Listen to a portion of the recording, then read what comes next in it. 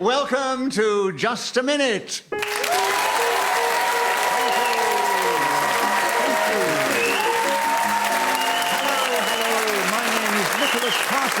And as the minute waltz fades away, once more it's my huge pleasure to welcome our many listeners, not only in this country, but around the world, but also to welcome to the show 4 exciting, talented, humorous individuals who are going to play Just a Minute. And they are seated on my right, Tony Hawks and Alun Cochrane, and seated on my left, Gyles Brandreth and Patrick Kielty. Please welcome all 4 of them. Thank you. Beside me sits Trudy Stevens, who's going to help me with the score. She'll blow a whistle when the 60 seconds have elapsed. And as usual, I'm going to ask them all to speak at different times on a subject that I give them, and they will try and do that without hesitation, repetition, or deviation. And Tony, we're going to begin the show with you, Tony Hawks. Here's an interesting subject. We've all experienced it at some time. Moving house. Tell us something about that subject in this game, starting now. There seems to be an unwritten law when you're moving house that however much planning you make, you will always underestimate the amount of stuff when the removal men arrive to take it away. It will be a panic. You'll run out of time. I know this because I've done it only recently. Moving to Devon from London to start... Yeah, Gyles challenge. Hesitation. I think that definitely was a hesitation. He was beginning to slow down, thinking about the move, and he couldn't get going again. So, Gyles, a correct challenge. A point to you. 33 seconds are still available, and you start now. Coming from gypsy stock, I've spent my lifetime moving house. Indeed, I was conceived in a moving house. It was extraordinary that it happened at all, given that my parents were on bunks, separate ones at the time. My papa, though, was on top. That is the only conventional thing about him. And as we travelled through the countryside, North Wales through to Cheshire, my conception took place, and life... Alun challenge. Repetition of conception. No, conceived and then conception. Oh, you're Yes, good. Oh, he's played the game a few times before. Really? Yes. That's Oh, right. he's good. I'm That is surprised good. nobody had him for deviation. And you've got another point, Gyles, for an incorrect challenge. 2 seconds, starting now. Moving house is always a nightmare. Patrick, you challenge. Deviation. I don't follow the advice of Nicholas Parsons. He is deceptive. He is deceptive. He just Patrick, looks... I think what you're trying to say is that he wasn't conceived by gypsy stock. Was that your challenge? My challenge was basically the fact that you whispered in my ear that I should with 2 seconds to go, and I'm now grappling for some excuse. If you're now telling me that that is the challenge... Well, he was deviating. You don't think he was conceived in that particular way, do you? I love the fact that you're now the contestant and I'm now the host. I think you're right. A point to you, Nicholas. Point to me. But Patrick, surprisingly, you have a correct challenge. So very Gyles, well listened. I'm terribly sorry. And you have 1 second to go on Moving House, starting now. Someone challenge. Hesitation. No! Another point to Patrick Kielty. Half a second to go on Moving House, Patrick, starting now. Have never moved...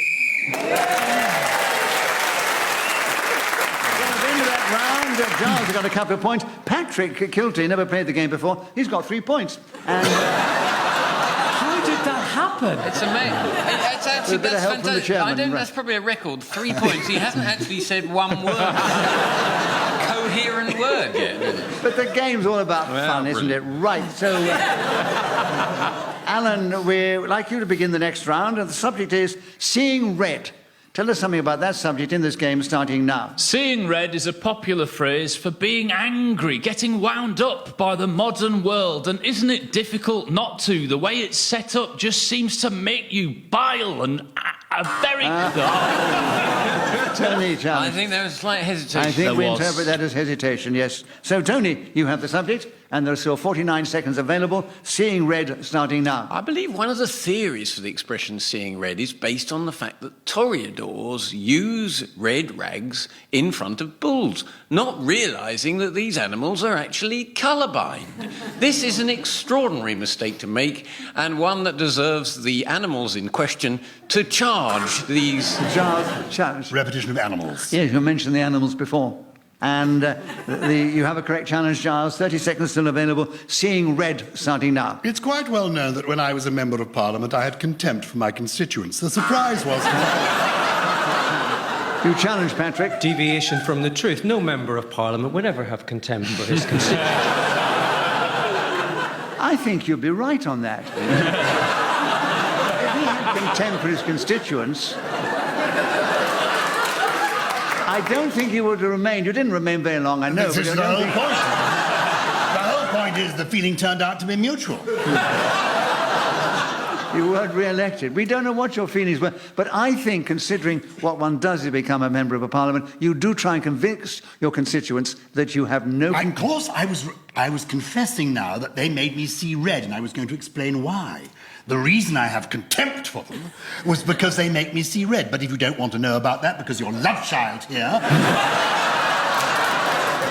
brought in from the cold... Giles, have you finished? Are you seeing red now?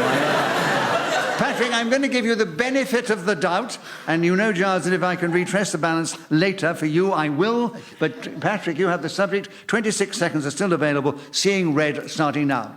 After my father, Nicholas Parsons, gave birth to me, I went to primary school and I coloured in my pet donkey, Barney, green. This was when I realised that I was actually colourblind.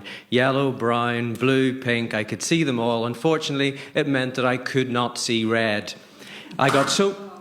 Giles challenged. Repetition of C. Oh, yes. But it was the third time, that was all. And I wasn't looking at you, Patrick. I was looking at Dad. And I just thought... No, I'm always fair, Giles. I did say, if I could redress the balance, I'll give you the benefit of the doubt. He did say C 3 times instead of seeing, which is on the card. I can now see why your constituents had contempt. Give Patrick a bonus point for that last remark. Giles, 6 seconds are still available. Seeing red starting now. The people who's made me see reddest were those people within the constituents who were really... Oh, yes, Tony challenged. People twice. Oh, yes, yes. And Tony, you've got him with 3 seconds to go. Seeing red starting now. Going to see Manchester United play football.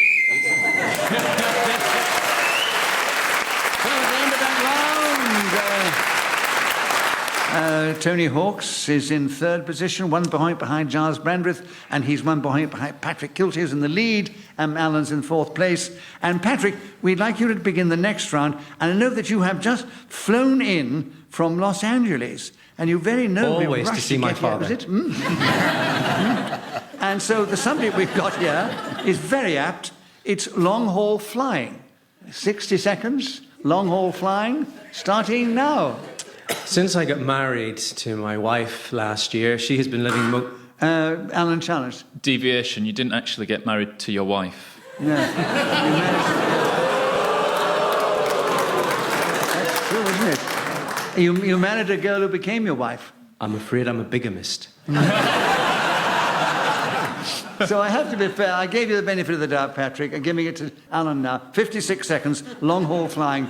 Alun, starting now. As a keen breather of other people's flatulence, I love nothing more than long-haul flying. Isn't it a pleasure to know that you are breathing the methane of a first-class traveller? As you're up in the air, yes, I'd love some pretzels. I'm going to jam them up my nostrils.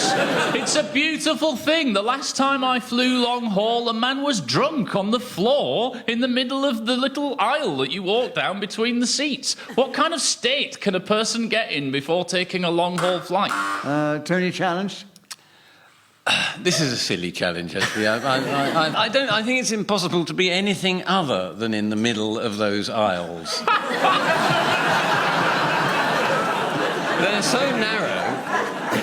They're so narrow, you couldn't be on the edge of one of them. Can I just say, what if he was lying sort of along the seats and just his feet were sticking slightly into the aisle?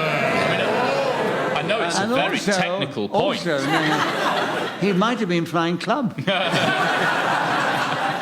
Right, Tony, incorrect challenge. Yes. Alun still has the subject. 26 seconds, long haul flying. Alun, starting now. Over 20 years ago, I took my first ever flight, and it was from London. Giles. Hesitation. I know he couldn't remember where he flew from. And And 20 seconds are still available, Gyles. Long haul flying starting now. I recall the long-haul flight from Florida, Miami, obesity capital of the world, to London, England. I sat between these two hugely stout men, dressed as Tony Hawk's is today, in shorts with hairy legs, and their thighs were pressed against mine. It was revolting. They talked across me. I pretended to be asleep. Then they took a photograph of my visage.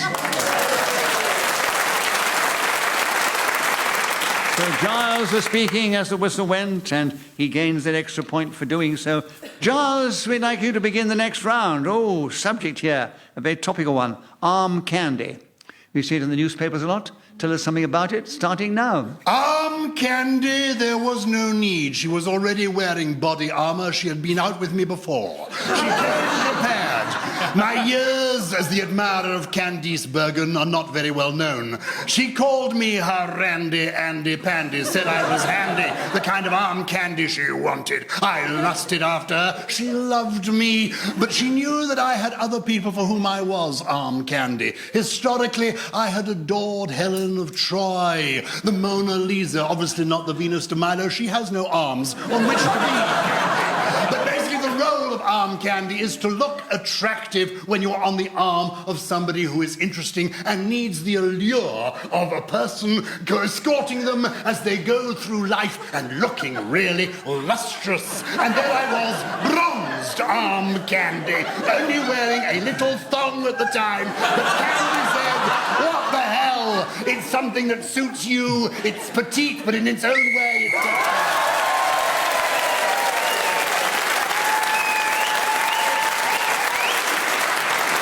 Well, it doesn't often happen, but someone starts with the subject and keeps going to the end without being interrupted. No hesitation, repetition, or deviation. You get a point for speaking where the whistle went and another bonus point for not being interrupted, and you've just increased your lead at the end of the round.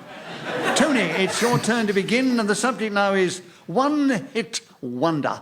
Tell us something about that subject in this game, starting now. It's a little-known fact, I think, that I am a one-hit wonder. In 1988, Morris Minor and the Majors had a record that got to number 4 in the charts in Great Britain and 1 in Australia. Quite extraordinary. I had to go on Top of the Pops, do all that kind of stuff, and we brought out a follow-up, and that bombed horribly. Whatever word that is or how you're spelling it. Alun challenged. I think it was deviation from the English language. I don't think there's a word horribly. Yes, correct challenge. When you started, Tony, I must say, it was Morris Minor and the Majors. And do you know, you had a reaction from this audience. You have some fans from there who remember you. It's extraordinary. We obviously have a much older audience than I realised. Slightly more fans now than we had then. Alun, correct, Alun. One-hit wonders with you. 32 seconds available, starting now. The Royal Variety Show 1983 was notable mainly for the enormous fight that broke out when Stevie Wonder played his song and Prince Charles, full of port, jumped upon the stage. Gyles challenge. Sorry, I felt there was hesitation. I thought that was just breathing, but it's fine. I didn't realise this was a game for amphibians, but I feel out of my depth. The suggestion of Prince Charles being full of port, I think, was also rather shocking. That last remark of yours, Alun, deserves that you have the benefit of the doubt, and I don't think it was quite hesitation. So 19 seconds still available for you, with a point, of course. One-hit wonder starting now. When the policeman arrested His Royal Highness and asked him what had gone on, he turned and said, "One-hit wonder." And that is where that phrase began. It's also used in the pop music industry to describe things like the stutter rap, which I believe got to number 4.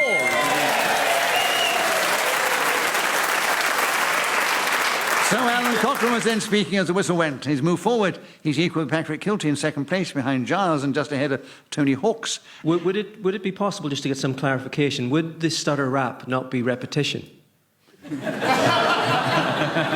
Yeah, it would have been if we'd heard it. But it's not the words, it is the actual delivery of the words on which we challenge. You see, eventually Nicholas turns on his own children. This is what happens. It happened to me as well when I was his love child. And I should explain to our listeners, it's a ploy that Gyles Brandreth indulges in, makes out that everybody who's new to the game is one of my love childs. And I may have many of them, but they're not here in the show.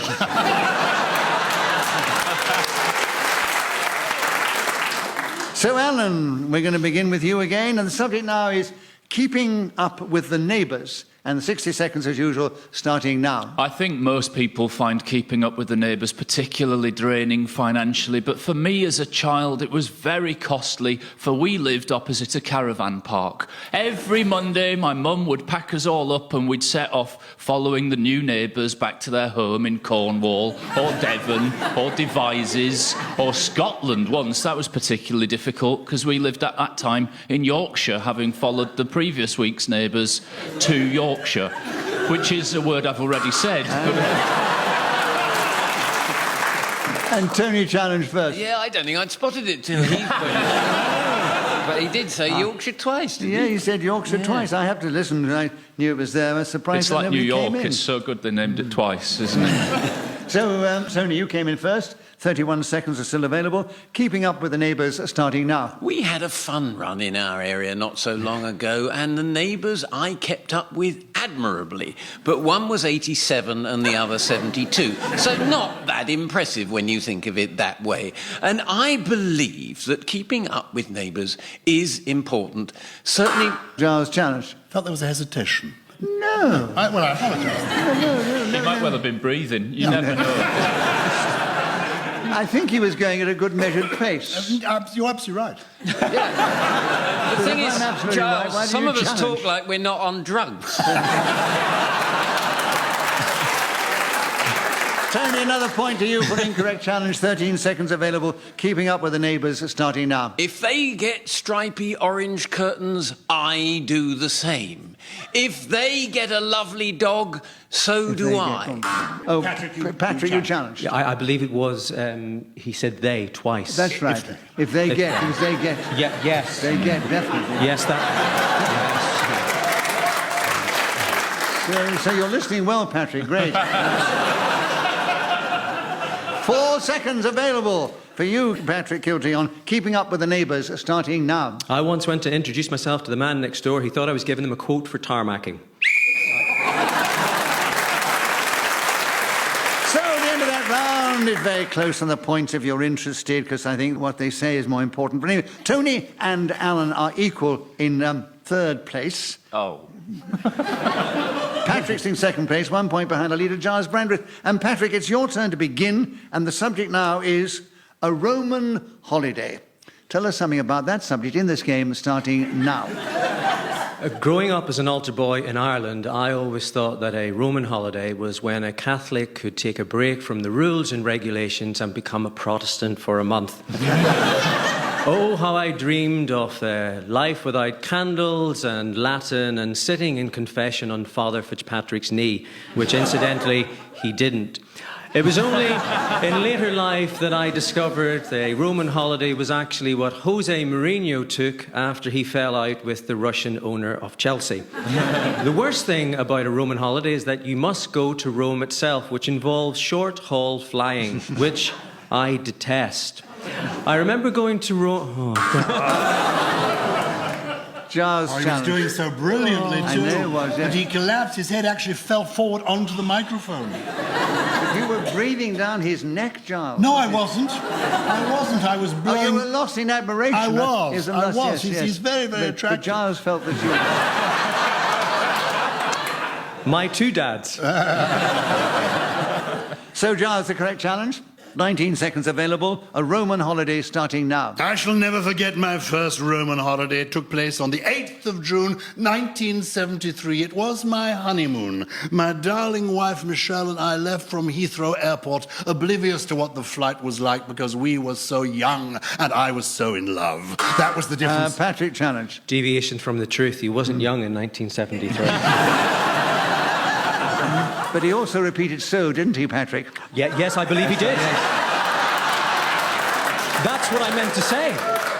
So, Patrick, you've cleverly got in with 3 seconds to go. So you've got the subject back. A Roman holiday starting now. One of the most annoying things about a Roman holiday is packing your Speedos and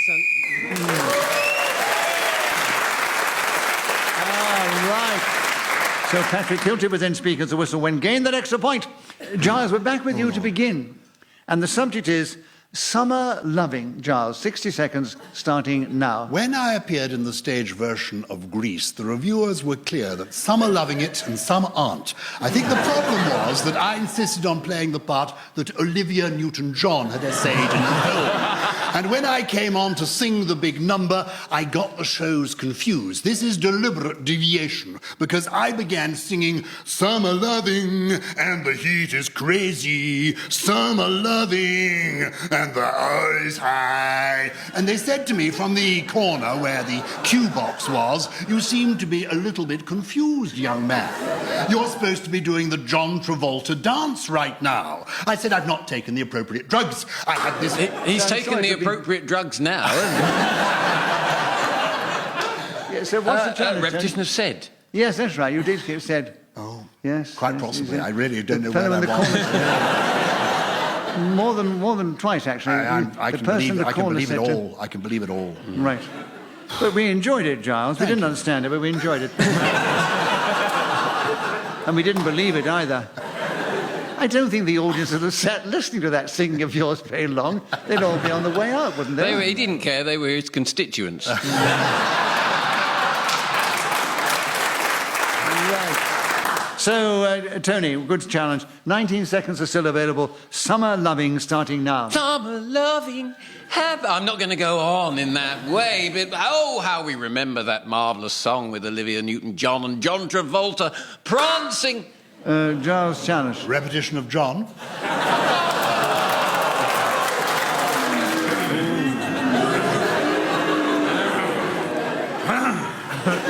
Wouldn't it be marvellous if Newton-John was hyphenated? Would that get me off if it was? Yes. But it isn't. Is it? John it isn't. Travolta, yes. Let's ask the audience. Is Newton-John hyphenated? Yes. Tony, you have the benefit of the doubt. It's election night all over again. They've turned on me. To a man. The whole studio is against me. Tony, an incorrect challenge. You have a point. 9 seconds. Summer loving starting now. On the day we are recording, it's a particularly hot one, and I feel like some summer loving. I'm going to get my shorts down if it kills me. Alun challenge. Well, I just thought it was probably a civic duty, really.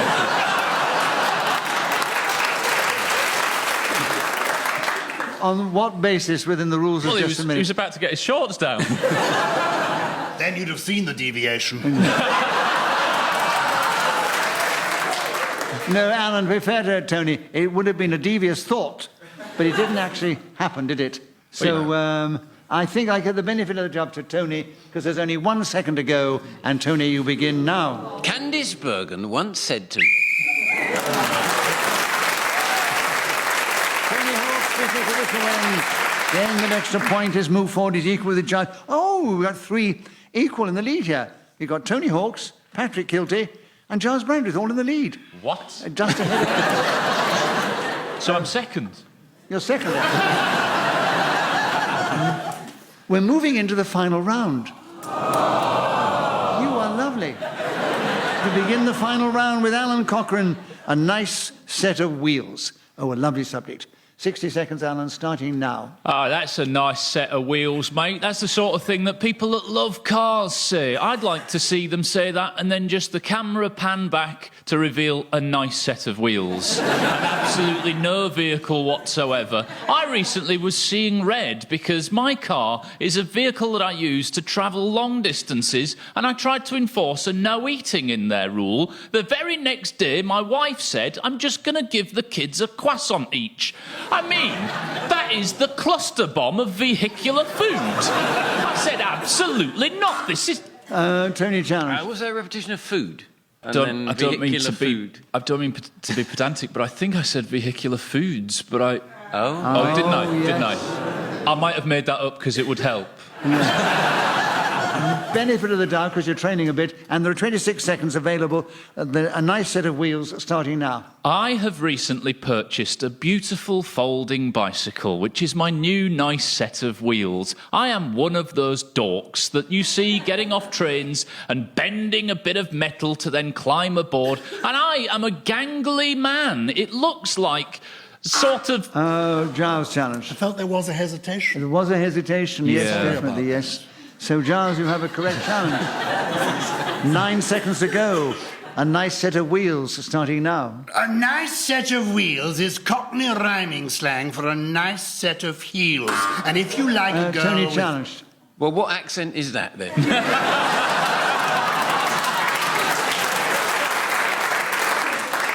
Actually, Tony, what is your challenge? Because, I mean, it doesn't matter what voice he uses, as long as he doesn't hesitate, deviate, or repeat something, does it? Yes, I know. I agree with you. What kind of voice my challenge was that? to bring some lightness to the proceeding. I give you the benefit of the doubt. Don't put on that accent again, because we're all good. And tell us a little bit more about a nice set of wheels starting now. I went for a drive with Noddy and Big Ears, and the lovely set of wheels was really so wonderful. So the final situation is Alan Cochrane, who often, well, he has contributed incredibly today, but didn't get many points. So he came in 4th place. No, he's in 3rd place, or 3rd place, because we have 2 equals.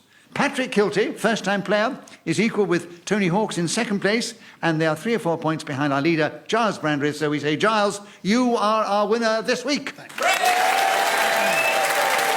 only remains for me to say thank you to these 4 delightful players of the game, Gyles Brandreth, Patrick Kielty, Tony Hawks, and Alun Cochrane. I thank Trudy Stevens, who's helped me with the score, blown her whistle so delicately at the end of 60 seconds. We are indebted to our producer, Katie Tyrrell, and we are deeply indebted to Ian Messiter, who created this amazing game. So from the audience, and from me, Nicholas Parsons, and the team, goodbye, and tune in again the same time when we play Just a Minute.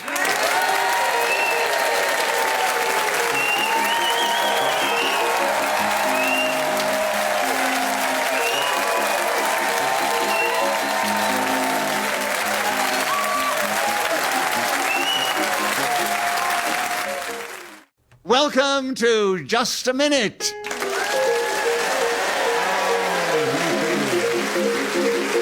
Thank you, hello. My name is Nicholas Parsons, and as the minute waltz fades away, once more it's my huge pleasure to welcome our many listeners, not only in this country but around the world, but also to welcome to the programme this particular week 4 exciting, talented individuals who are going to play the game. And they are seated on my right, Paul Merton and Greg Proops, and seated on my left, Sue Perkins and Joe Lycett. Please welcome all 4 of them.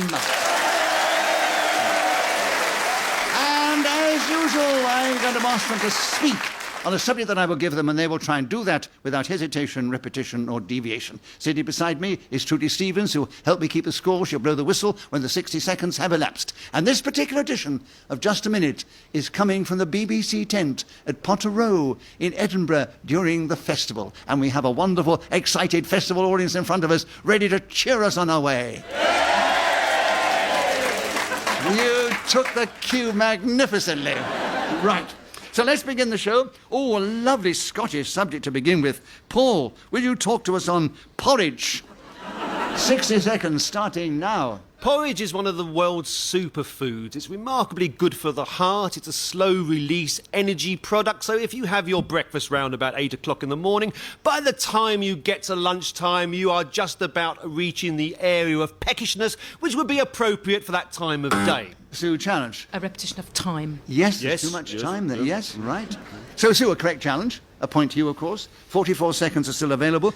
Porridge starting now. The Scots sometimes pour whiskey into their porridge, and I like to take their cue. It makes a delightful change from vodka in my cornflakes. Any type of alcohol plunged directly into a breakfast cereal is fine by me. Often, this particular nation will use a spurtle to stir the porridge. This is a thin wooden implement, and I've never seen it anywhere, so I don't know if it exists. It might be like the Loch Ness Monster, and idiot English people such as myself are informed of it in order to inspire fear. Although how much distress could possibly be elicited by a thin instrument made from a tree, I've no idea. Paul challenged. Did we have thin before? Yes, this thing. Yes, you mentioned this thing. Hang on. Sorry, Excuse me. I made a mistake and you clap. I make a successful challenge and you boo. And I have to say, those are the rules of the game. Paul, a correct challenge. You take a point for that, of course. Take over the subject. There are 7 seconds available. Porridge, starting now. Porridge, a magnificent piece of meat, was once dangled into a bowl of porridge and... Joe challenge. I think that's a deviation because it's not meat. So it's deviating from what porridge actually is. Meat's dangled into the porridge like whiskey is poured into. Oh, is it? He dangled some meat into his porridge. Oh. Sorry, I didn't... That's a new recipe on me. Make sure nobody else tastes it. Can I say... I think we can say, Joe, it's quite a good challenge because you can say that is deviation from the way you usually eat porridge. Yeah, it's disgusting. Yes. It's just deviation from common decency. Well, I think that's very clever of you. Get a point for that, of course. Oh, And marvellous. You have only half a second left to tell us something about porridge, starting now. Porridge. Whoever is speaking in this game when the whistle goes gains an extra point, and... Does that mean I'm winning? Yes, you're absolutely right. You're in Can the I lead. leave now? Yes. So you're definitely in the lead at the end of the round, Joe. Greg, we'd like you to begin the next round, and the subject is the Nobel Peace Prize. A little bit important and pompous, significant, but will you tell us something about the subject in this game, starting now? The Nobel Peace Prize is given out each year to people who actively pursue peace. President Barack Obama of the United States received one before he had done anything in that regard. I feel that the Peace Prize must wilt when he walks into the Oval Office and go, "I don't feel so good." I think predator droning people and leading Paul, yes. I know what the challenge is going to be. It was a hesitation. Yeah. What do you think it was going to be? I thought he was going to say I was a deviant. No, you definitely said, you hesitated. So, Paul, you've got in with 36 seconds to go. Tell us something about the Nobel Peace Prize, starting now. Instigated by Alfred Nobel, the one thing I know about him was he invented gunpowder. That can't be right. It was a Chinese. What did he do instead, I wonder? Perhaps he was the first man to dangle meat into porridge. This was seen as an extraordinary thing to be doing in the late 19th... Joe challenge. It's a deviation again. You can't put meat in porridge. Joe, you can put anything in your porridge if you want to. You could put your own foot in it if you wanted to. But, I think I have done that. Yeah. And the thing is, I was generous to you before because it's the first time you played the game, but and I said it wasn't usual, and that's not the way to eat it. But he can put meat in his porridge if he wants to, so we can't accept it this time. Okay, so, bless Paul, you an incorrect challenge, a point to you, 25 seconds still available, the Nobel Peace Prize starting now. Does anybody really remember the recipient of the Nobel Peace... Sue, you challenge. On 2 counts, A, hesitation, and B, I think you probably remember the original Nobel. I'm joking. You're not going to get any points. As soon as I said it.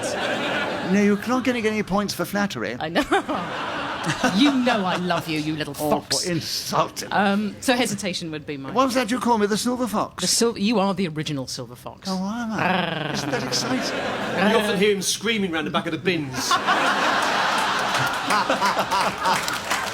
Scratching Look, children's I found a faces nice and piece of meat dangling in that porridge. Yeah. I think that remark of Paul's deserves a bonus point, don't you? Here we are. All right. But you have a correct challenge, Sue, and you have 21 seconds. The Nobel Peace Prize starting now. As Greg said, Barack Obama's appointment to the Nobel Peace Prize was indeed controversial, as was Al Gore's. He seemed to have done nothing other than come second in a major contest and moan a lot about receding icebergs, which is an important thing indeed, but I don't see him on a ship at the coalface trying to do something about it, apart from making a wonderful video in which his face appears to be the size of a satellite dish.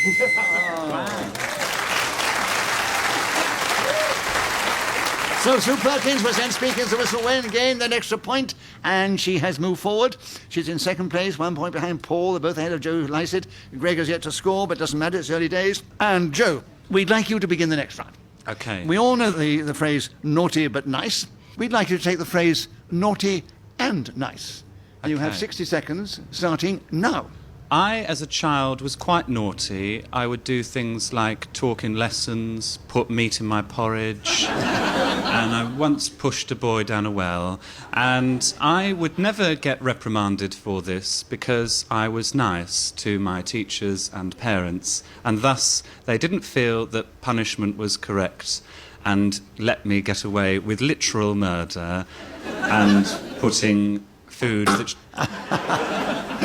Yes, Greg. I hated to do it, but I would say hesitation. Yeah, I did, and I didn't have anything else either, know. so... And Thank Joe, you. you were being very clever. You haven't played the game before, but you got one thing. The slower you go in the delivery of your speech, it's what Clement Freud in his later days did very cleverly and never actually stop.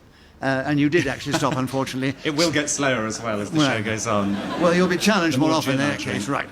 Right. Greg, correct challenge, a point to you. Naughty and nice, 33 seconds starting now. Naughty and Nice were one of the most famous teams in vaudeville. They toured the United States for over 45 years performing their act. Naughty would come on and pull down his pants, and Nice would say, "That looks small." And Naughty would say, "It's all I've got." And then, once upon a time, when they were playing Chicago, it was unforgettable because they were on an act with potash and Sue, challenge. Repetition of act. Oh, yes, Yeah. you mentioned I there did was want also to. a nice Yeah, or an act I at the know. beginning, weren't there? I want to know what the I want to know what happened after the pants got pulled. We all do. I know. Well, if you hadn't have challenged, you'd have found out, Yeah, I Sue. know. Sue, you have a correct challenge. You've got the subject. You've got 30. Oh, who's making that funny noise? I don't know whose mic that is. Purple haze all in my brain. Tomorrow don't seem the same. Excuse me while I kiss the sky. Right, Sue, you challenge, and you were correct. And you've got 13 seconds on naughty and nice starting now. Our beloved chairman is the perfect example of someone who is simultaneously naughty and nice. On one hand, he can dispense wisdom and points galore with that silver fox visage. On the other, he is a devil. Don't let that cravat... And you didn't have time to hear about the devilment. So Sue Perkins was again speaking as a whistle when gained an extra point. And she's one ahead of all the others and in the lead. And Sue, it's your turn to begin. And the subject is hiccups. Tell us something about hiccups in this game starting now. Hiccups are an involuntary spasm of the diaphragm and remain the only medical condition, I think, that can be cured by loudly saying the word boo. It's extraordinary, but a man called Charles Osborne had hiccups for 58 years, and he hiccuped something like 430 million times, and something pinged, they think either in his brain or his stomach. So he was unable to either perceive the hiccup or able to stop it with his guts. Anyway, on it went, again and one more time, until he was 97 years old. They tried hormone replacement therapy. I've no idea why, but at the time it was seen as something that made... Oh, here we had it. Joe, you've challenged. Was that a repetition of time? Yes. And I've got nothing to say on hiccups. Well, you shouldn't have challenged because you got the subject and the point. 18 seconds starting now. I find that a lot of people have different theories as to how to get rid of hiccups. One I have heard is to stand on your head and have someone rub your belly. I heard this from my uncle. Paul I said Thomas. heard twice. Yeah, heard Yes. 3 times, actually. It's hard, isn't it? Did I say 3 times? So, Paul, you've got in on hiccups, and you've got 1 second to go, starting now. Hiccups!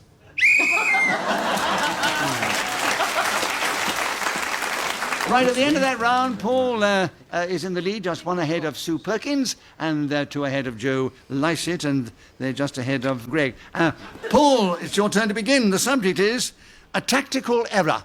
60 seconds as usual, starting now. When playing Just a Minute, I suppose there should be a couple of strategies that one can call to mind. For example, you shouldn't repeat, hesitate, or obey any of the other... Oh, obey is the wrong word altogether. You should have jumped in there. I know. Sue, you challenge. I like the idea that obey should be one of the rules of just a minute. Yes, but, exactly. Hesitation. Hesitation, Terrible. yes. He came to a full stop. I did, And yeah. so you got in first, Sue, and you have a point, of course. 49 seconds starting now. It's very difficult to play just a minute tactically because you've no idea what's coming at you. And to be very honest, now I've got this subject, I'm at very great pains not to say very again. Great challenge. I believe there is a lot of varies. Yes, there Scream was, them out. indeed. So, Greg, you got in, and you got a point, of course, and you have 40 seconds left still. A tactical error starting now. I'd like to see me finish this 40 seconds, as I think the audience would. Joe challenge. Sort of fluffed a bit. What does... That's hesitation, isn't it? He didn't fluff enough to call it hesitation, Oh, okay, I don't sorry. think, Joe. You have the... Can we play another game? I'm very good at Scrabble. No, you have the audience. You have the audience with you, but the chairman's not with you because I have to be Okay. fair to the others. Okay, that's and it was a fine. good attempt. Thank you, I won't audience. discourage you. No. Give him a bonus point for trying, okay? Greg, an incorrect challenge, a point to you, a tactical error, and 31 seconds starting now. A tactical error is an important thing to avoid when playing just a minute. I find that flying by the seat of your pants is the best way to go. Not for scoring points so much as just to prattle on and on and on. And not repeat things. There is a practical demonstration of a tactical error, and I thank you. Paul, you got him first. You spotted it first. 23 seconds are still available. A tactical error with you starting now. When I was 12 years old, I played for the little league football team. Remco Royals was our name, and I remember I was the goalkeeper. At first, they tried to play me as a centre forward, but I had no real awareness of the tactics of the game. Whereas, once you're between the posts, there's a certain awareness that you have to bring in. For example, at a corner, you have to make sure that you are covering both upright sticks painted white with the netting behind them in case...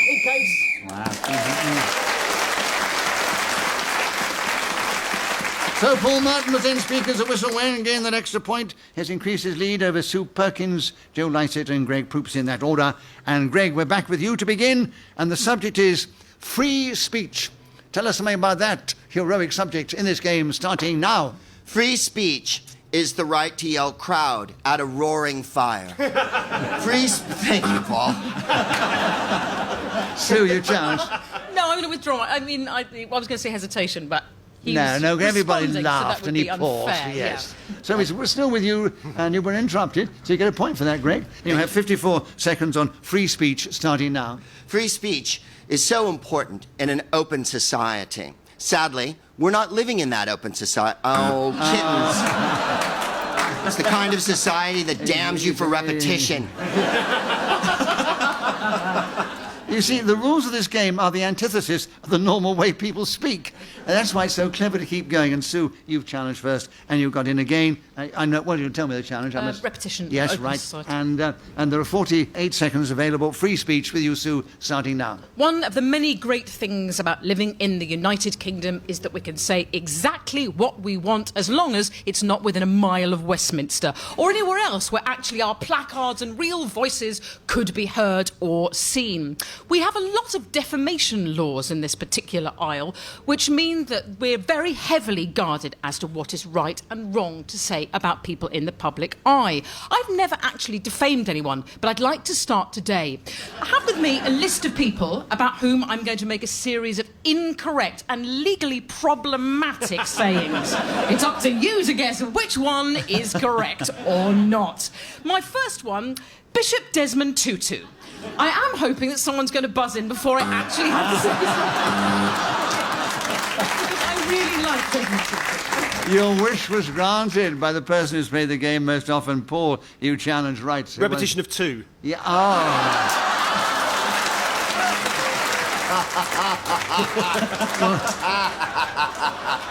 Always good. Actually, I'll give you a bonus point because we enjoyed the joke. But his name Tutu is all one word. So in the other sense, it was an incorrect challenge. So, Sue, you get another point and you keep the subject. But she And was there's two begging. She was begging to be interrupted. I know she was. But it was only 2 seconds to go. You might have got one of those awful groans. Oh, yes. So we give it to Sue. 2 seconds, Sue. Free speech starting now. And I'm going to tell you right now, he wears a tutu. Yes, he loves it.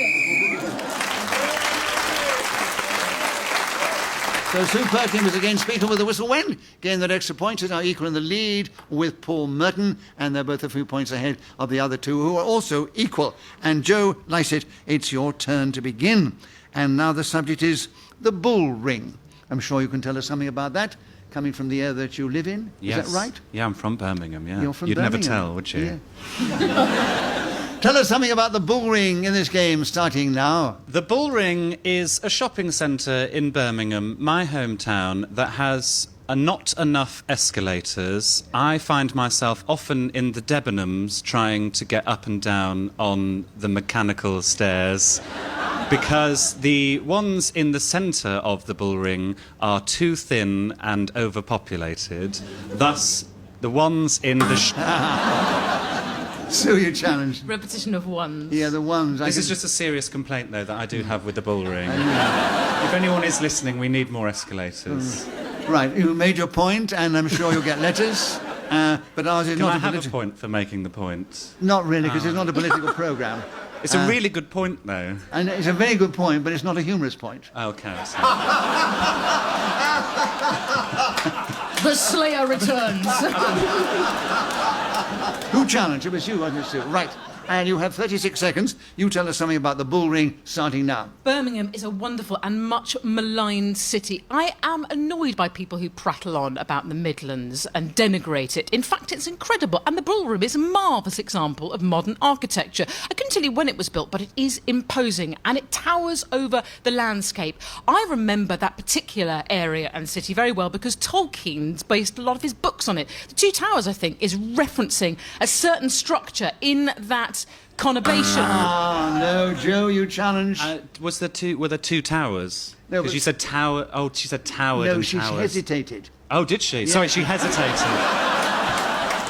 Hang on, no, but Right. you did say tower twice, didn't you?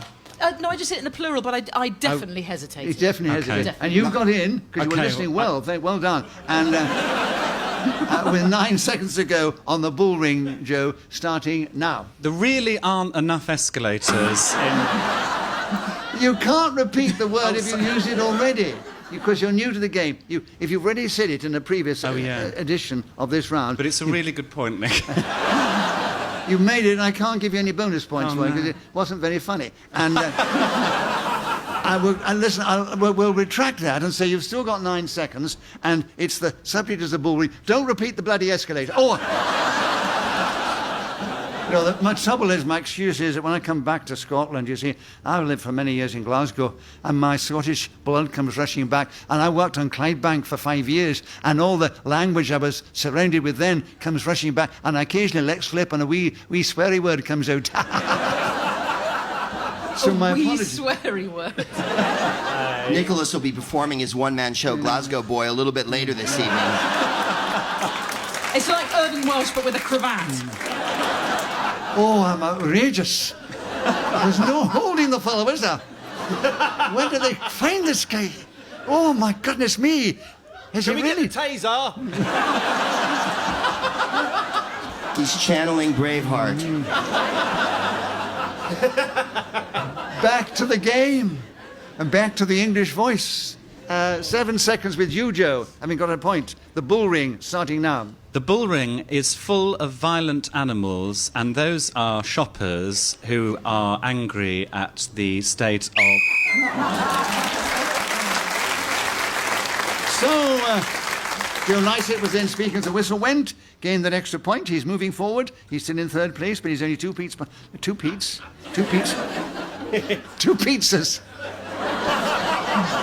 Oh, God, it gets you after a time, doesn't it? Only not that Scottish, you'd have said two deep fried pizzas. 2 points behind. Easy crowd. Easy humour. Right. Sue!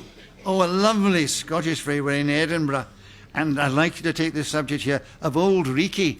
Can you tell us something about that subject in this game, starting now? Auld Reekie is from the Gaelic meaning place awaiting trams. The thing about Edinburgh that I love so much is that It represents for me a place I have visited. Greg's challenge. I believe she repeated the word place.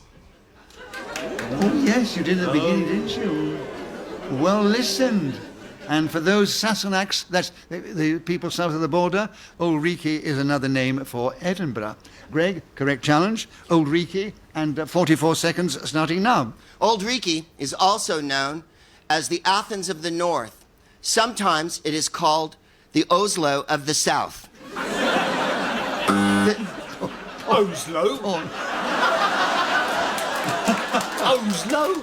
You know, Oslo. this Stockholm. That's how we say Oslo, where I come from. Is that the way they pronounce it in your part of the world? It is, yeah. Yes, it is. I come from a small Norwegian community. Then if you did, you'd say Oslo, but you don't. Right. Anyway, we'll give you the benefit of the doubt. Keep the subject. 35 seconds. Greg, starting now on Old Reekie. The first time I visited Old Reekie was 1993, and they had just started building the tram at that point. 20 years on, I feel that they shall finish it. The first day it will break down, Sue, challenge. Repetition of first. Yeah. First Oh, one was yeah. saying it first. Right, a couple of first there. Donkertag. Peter Tåg. Sue, Well done, Sue. Hering. The killing. Is that a deviation from the English language? no, they're trying to speak with a Norwegian accent. Oh, I see. Imagine somebody on Just a Minute putting on an accent.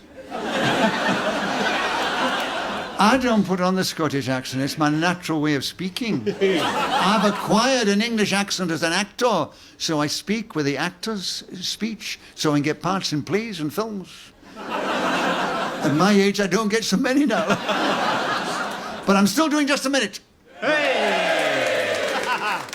22 seconds for you, Sue, on Old Reekie, starting now. Edinburgh started life as a hill fort, surrounded as it is by 7 hills. One is Calton. Oh, Repetition of hills, but it was hill and hills, wasn't that's it? right. So It was. It's difficult. sorry, I Yeah. got that wrong. She's played the game quite a few times. Yes. She knows how to avoid those errors. Yeah, no, my mistake. I do apologise. Don't apologise. It's really We love hearing fun. from you. I don't want anyone to get upset. I'm not no, upset. Okay, that's fine. Can I ask a Upset. question? Are we playing Oslo rules or regular rules? No, it's Old Reekie rules. Right. then. So, Sue, Then I'll just headbutt you to win.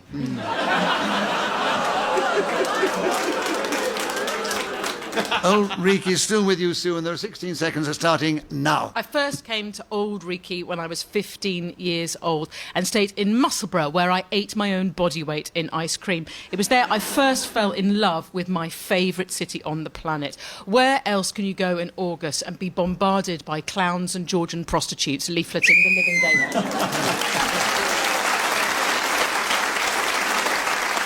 Right. Sue was speaking as a whistle went, gained an extra point, and we're moving into the final round. Oh, you are lovely. But let me give you the situation as we move into the final round. You'd like to hear that, wouldn't you? Yeah. Right. Sue Perkins is in the lead, 3 or 4 points ahead of Paul Merton, and he's a couple ahead of Joe Lycett, and he's 1 ahead of Greg Proops. That's the sequence into the final round. It's your turn to begin, Paul, and the subject is a friend in need. Take that phrase, talk about it, 60 seconds, starting now. What better opportunity to display your generosity to a fellow human being than to rush to the help of a friend in need? We think of our friends as people that we hang around with socially. We Twitter, text, email them, phone, communicate in person, and sometimes we don't say the important things to each other. I look at this audience now and I can see that they are a friend. And I can see they're also in need. They're in need to hear somebody speak for a minute on Just a Minute. It hasn't happened for some time because normally there's hesitation, repetition and deviation. But this just might be one of those occasions where none of those 3 mortal sins are actually committed. But a friend in need. I think of my dear old pal George. He was a wonderful man. He stood 6'3" tall in his socks and 4'2" when he was kneeling down. But what a tremendous individual he was. A man with a strong, manly chest. The brow of a rhinoceros.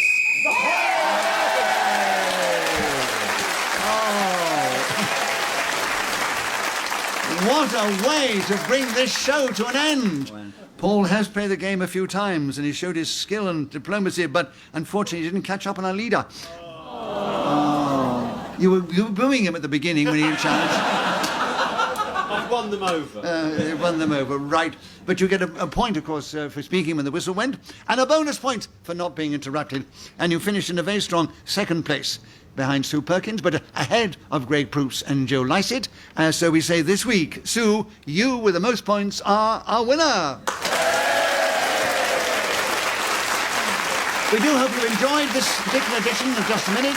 And it only remains to say thank you to these 4 fine players of the game, Paul Merton, Greg Proops, Joe Lycett and Sue Perkins. I thank Trudy Stevens, who's helped me with the score. She's blown her whistle with such style when there's 60 seconds elapsed. And we're grateful to our producer, Katie Tyrrell. We're indebted to Ian Messiter, who created this amazing game. And we're very grateful to this lovely audience of the festival here in Edinburgh. From the audience, from me, Nicholas Parsons, and the team, goodbye, and tune in again the same time when we play Just a Minute!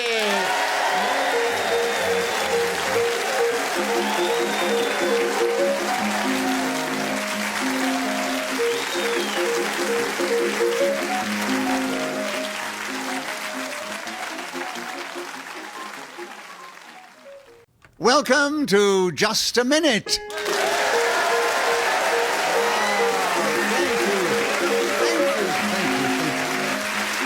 Hello, my name is Nicholas Parsons, and as the Minute Waltz fades away, once more it's my huge pleasure to welcome our many listeners, not only in this country, but around the world. But to welcome to the programme 4 dynamic, talented, extrovert individuals who are going to play Just a Minute.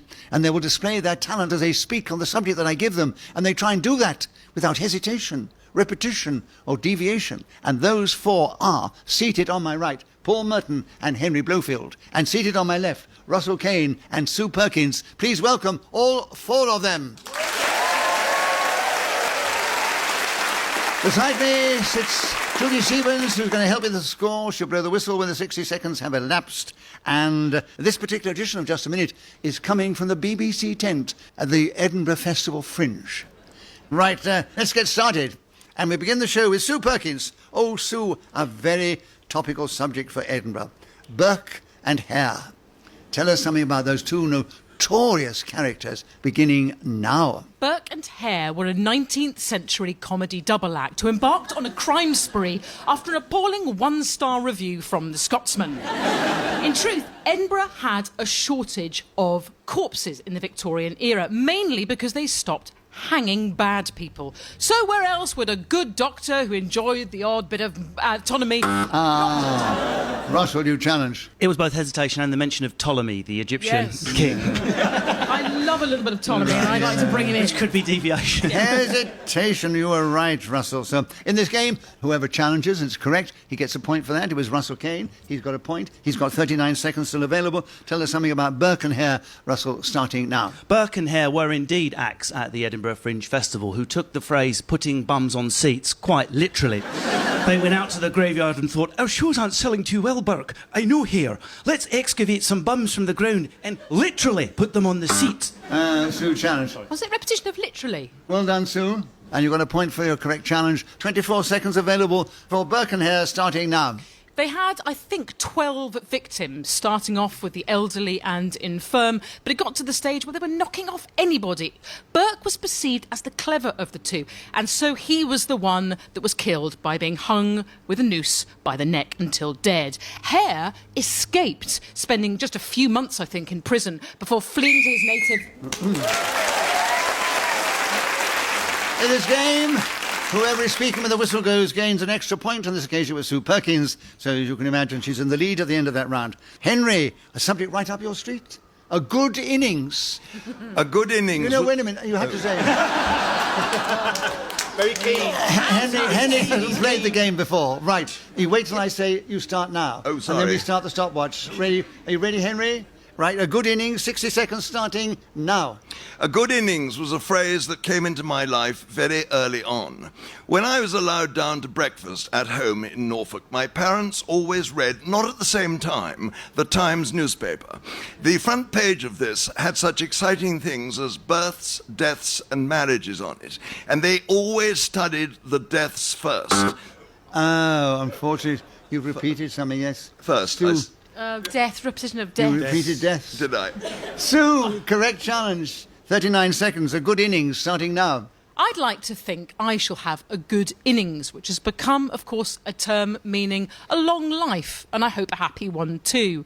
Nicholas could be said to be someone who's had a good innings, although being only 55 years old, he has many decades in which to enthrall his magnificent audience.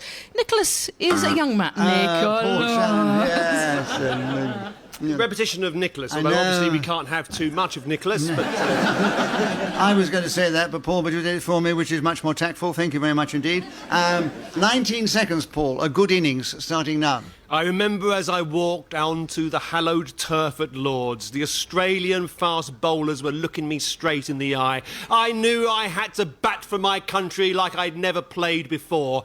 I held the wooden object in my hand and swished it above my head as the crowd roared their approval.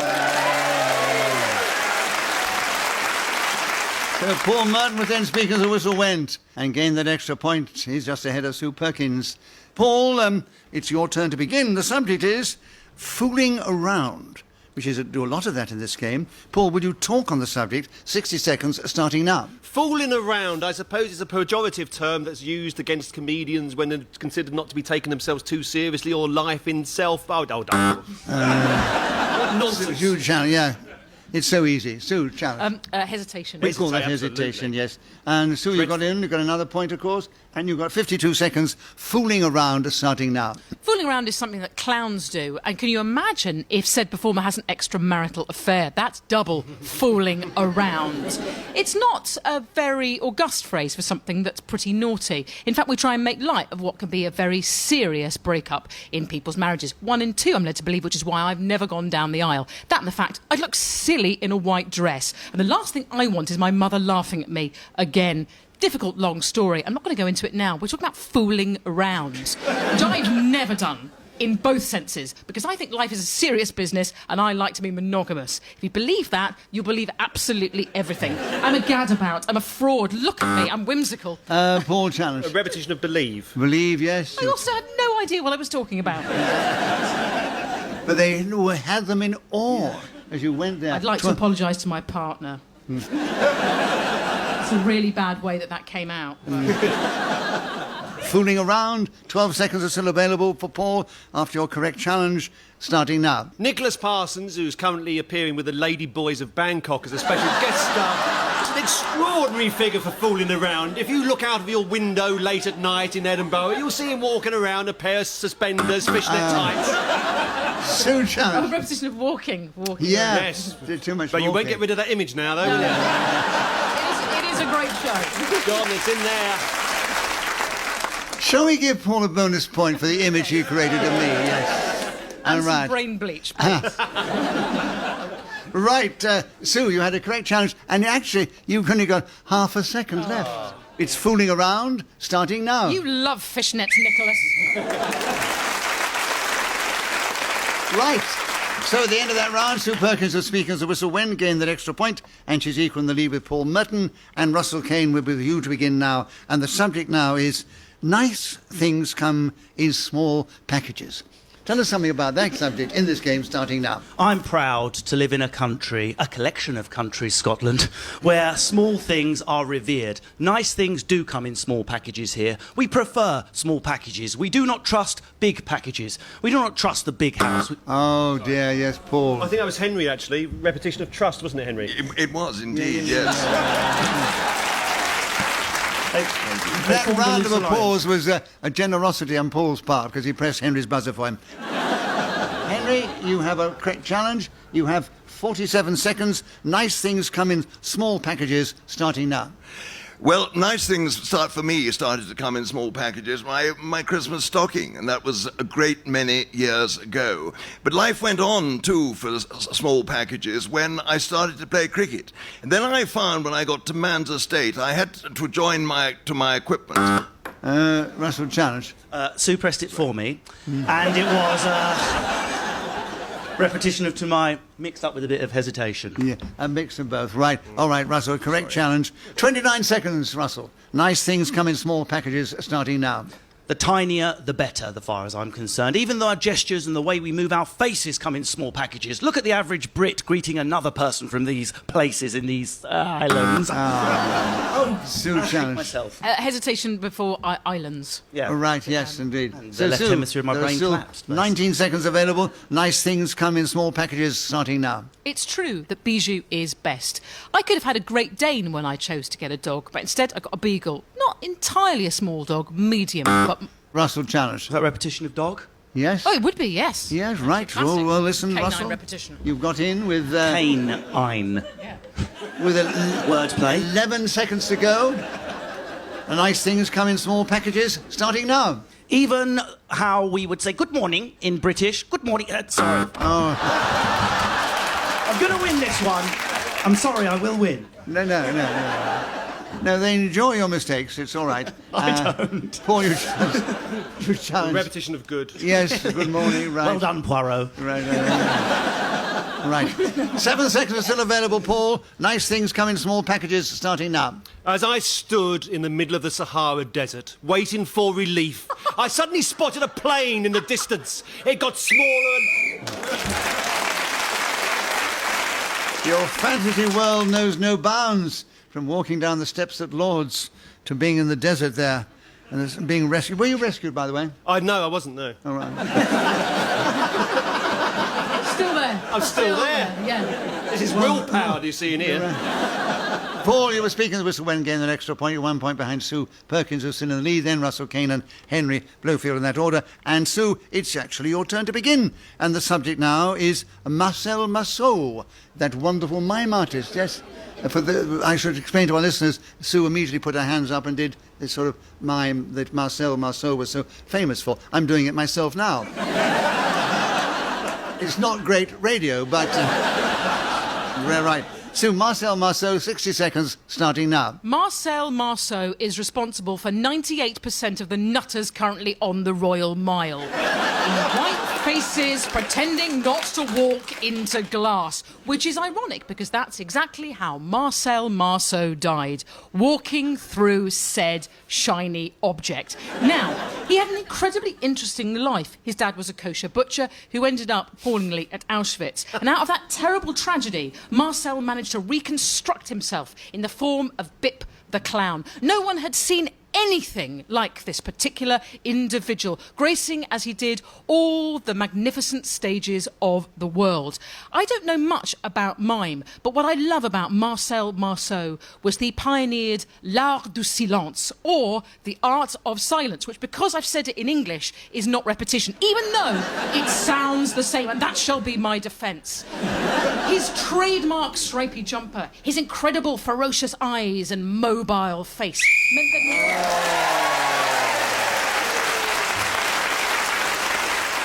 Well, that doesn't often happen in just a minute. Someone begins with a subject and finishes with it. And she gets a point for speaking as the whistle went, and also another extra point for not being interrupted. And all that hard work for 2 points. You've increased your lead ahead of Paul, Merton and Henry. We'll be back with you to begin. And the subject is being a James Bond baddie. 60 seconds starting now. I first became a James Bond baddie in 1961 with the publication by Ian Fleming of Thunderball. Ian and my father had been friends of a sort at school. My father was 3 years older than him. Although Fleming always liked to take the names of people he didn't get on with at school for his baddies, that hint suggests that my father, in fact, wasn't as great a friend as all that. Sue Challenge. I was going to buzz on Fleming, Sue, and you stopped me with your hand. Foul play. Sue, I think that's very sad. My hand slipped. All right. And I withdraw my challenge, because I would like to hear about Ian Fleming. Henry, she's withdrawn her challenge. You've got time to take another breath and carry on with being a James Bond baddie. 36 seconds are starting now. My father and Ian Fleming may not have been the great... Go on, keep going, keep going. My father and Ian Fleming may not have been the greatest of friends. I've got a suggestion. Yeah. Can we call this round My Father and Ian Fleming? Let's do that. Born every minute, isn't So it? give Paul a bonus point for his suggestion. Right, so the subject has now become my father and Ian Fleming. So my father and Ian Fleming, and 32 seconds, Henry, starting now. They knew each other and fairly well, and Ian took my father's name as the name of the Baddie. Thunderball was the book. When I oh no, I'm getting. Now, hang on, I'm confused. Did your dad Nicholas, know Ian Fleming? I'm getting it terribly wrong. I'm sorry. No, it's incredibly But hard game. Henry, this is a comedy show and you're contributing tremendously. Without you, Henry, this would frankly be an infomercial about gravediggers from the 19th century. So, Right, 22 seconds. Who was it? Paul, were you challenged? I'm not sure. I think everyone challenged me, so they've got to do it in unison. Well, in that case, we'll give it back to you, Henry, if everybody challenged. Absolutely. And say that you have 22 seconds still, if you can, to keep going. What have we changed the subject My to? father and Ian Fleming. Yeah. My father and Ian Fleming. Starting now. When Ian Fleming started to write Thunderball one evening after dinner in his flat on the Chelsea embankment, he wanted to think of the name of a baddie, and he couldn't. And he went to bed scratching his head, which is not always the best way of getting to sleep. He woke up scratching his head, and the next morning went to his club in London, and he looked through the membership list.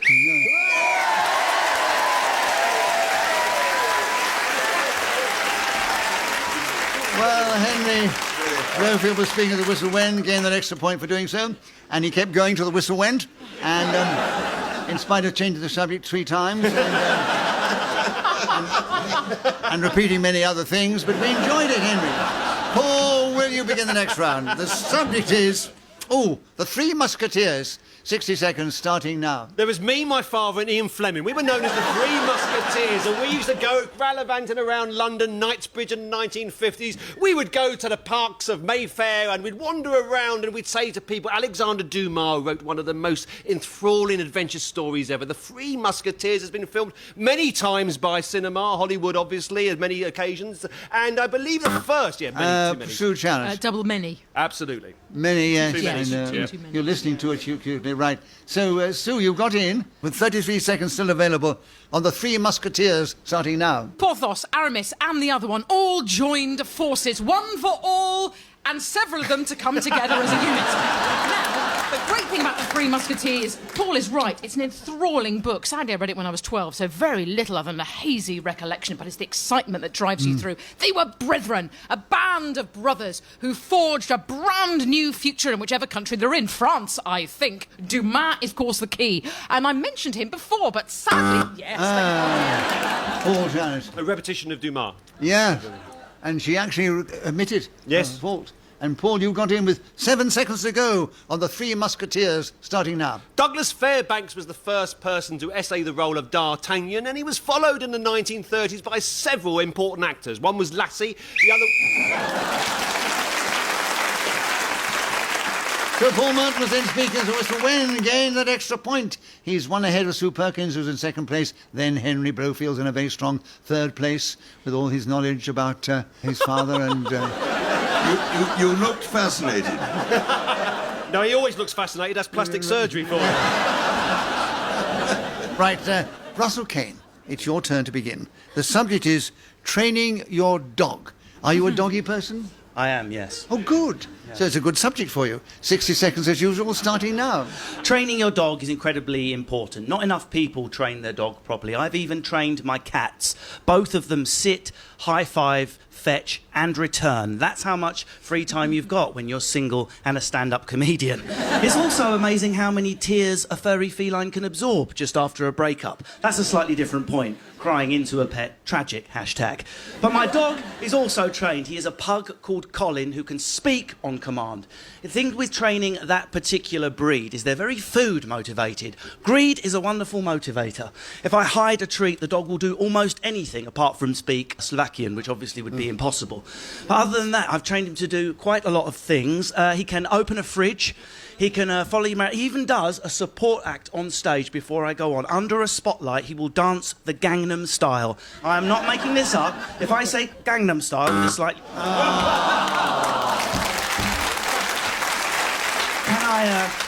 Can I please at least have a treat reward? You went for 52 seconds. No, it's good to have but something you to did aim repeat something quite... You actually repeated other things, but they didn't challenge you. Oh, I know. But, Paul, you came in then because you couldn't resist that one. What was it? Gangnam Style was a quite a Gangnam, specific yeah. repetition. It was pretty obvious. It was quite quick. So 8 seconds, training your dog, Paul, starting now. I looked the Labrador straight in the eye. Only one of us was going to come out of this room alive, and it had to be me, or possibly him. I trained him to speak. So Paul Merton was then speaking as the whistle went, gained that extra point. He's now taken the lead, one ahead of Sue. Henry's still in the same position, and Russell's taking up the rear magnificently. Julian Clary started writing for you. It just means that in this game, I think the points are secondary. Right, Sue, it's actually your turn to begin. And the subject now is last orders. 60 seconds as usual, starting now. Last orders is a ritual whereby a bell rings in the public house, always much more observed in England than in Scotland, which is why I preferred to spend my summers here. The tyranny of the clang down south. Well, you know you'd got half an hour to ram as much vodka down your throat as possible, and that's why we binge drink. No other civilised country in the world chimes as if to say, hurry up, get all you can down your throat, I'm shutting this gaff in a few minutes. Why not extend licensing hours? Well, they have done now, but during my childhood, it was tyrannical. How I hated that sound. It's annoying because what you wish to do is have a leisurely trip towards alcoholic coma. Not rush it like a clog to the face of whatever spirit or fortified wine you choose. It was also the title of a Graham Swift novel and made an incredibly poignant film. Often I find that things you read don't translate necessarily that well to the screen, but in this case, it was so... Well, I don't think that has happened before in Just a Minute.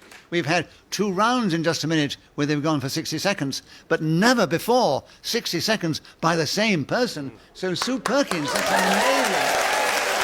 You took the subject, you kept going without hesitation, repetition, and deviation, and finished with the subject. And all your hard work was just 2 points. And, Henry, we're back with you to begin. Take a deep breath. Is it my father in Ian Fleming? And Henry just gave, for those listening, the classic gesture of 2 runs. Right. Careful, I'll make one of 1 run. Right. All this cricketing connotation. Here's something which is associated, I think, in many ways with a Test Match Special, having your cake and eating it. Very apt, Henry. Can you talk on the subject? 60 seconds, starting now.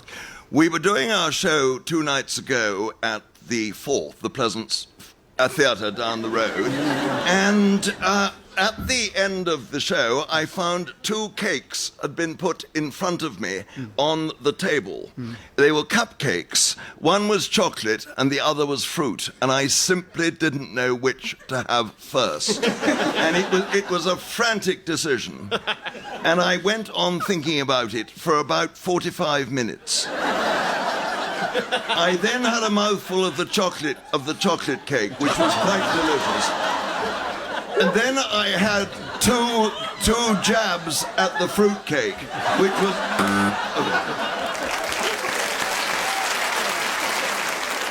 Russell, you challenged. I just couldn't handle the tension of which cake would be chosen. I had to end the narrative before my head exploded. It was so tense. It was so tense. It was so intense, yes.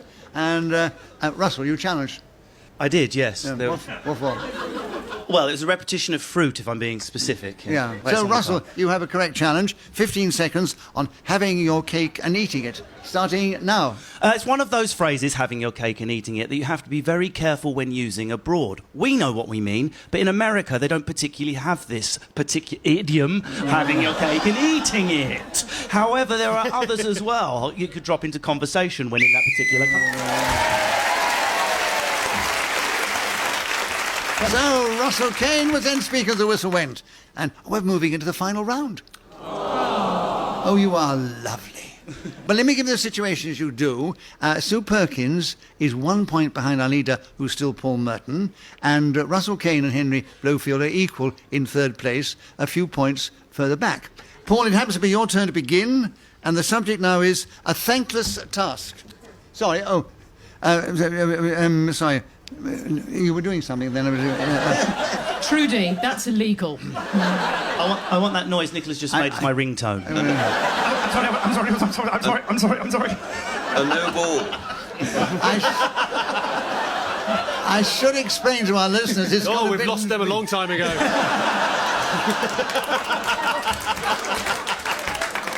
I should explain to our listeners. Trudy put her hand out across to me. I didn't know what she was doing. Should we know the rest? The rest is a lawsuit. And they've all been very rude about it. She was actually getting the chart, which gives us the scores on it. Paul, it's your turn to begin, actually, so would you take it? A thankless task is the subject. 60 seconds starting now. A thankless task may be the person that has to go around Edinburgh sticking posters on various surfaces only to see them covered up by somebody else's opposition post. Oh, somebody else's opposition. Absolute nonsense. Did you buzz, Henry? No, I didn't. No, you didn't. No. I wanted to give you a chance. Oh, thank you. A real gentleman. Russell, you challenge first. There was a hesitation. It was a big crashing into hesitation, repetition yes. Absolutely. And you've got 51 seconds on a thankless task starting now.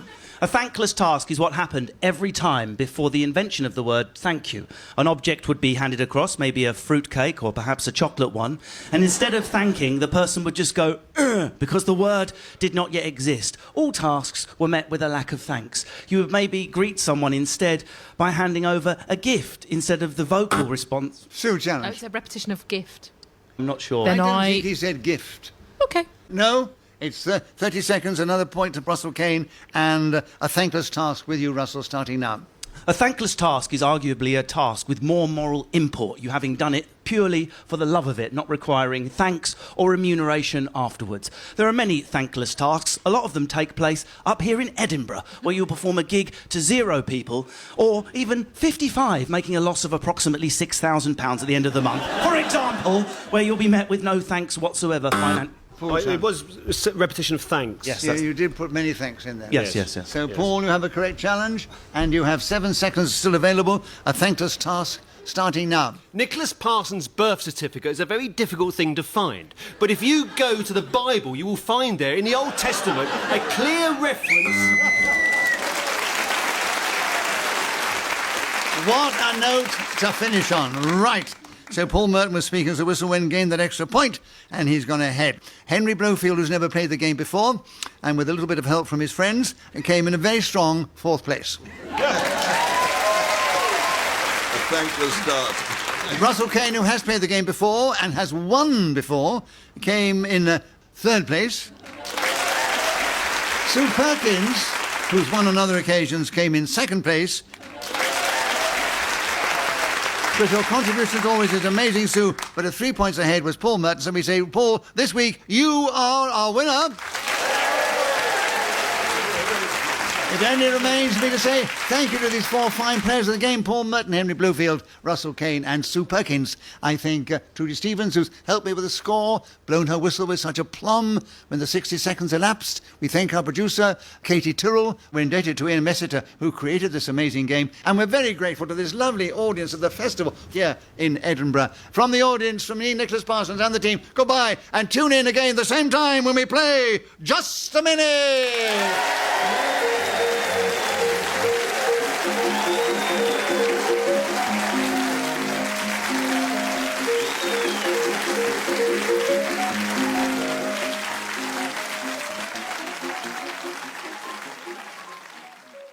welcome to Just a Minute.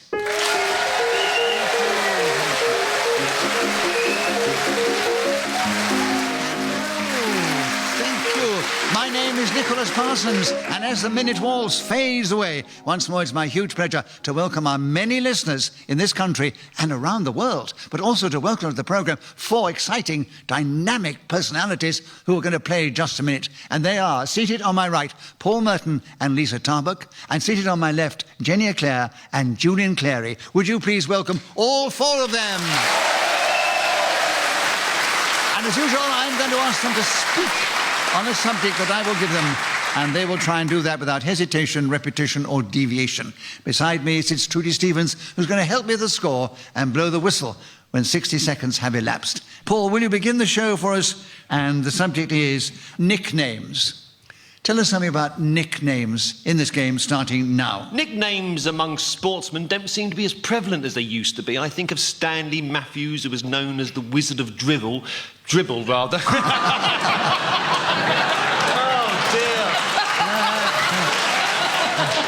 He was a great footballer, but he talked rubbish. Julian, you challenge first. Well, yes, it was the drivel reference. It was a bit unnecessary. So that was deviation.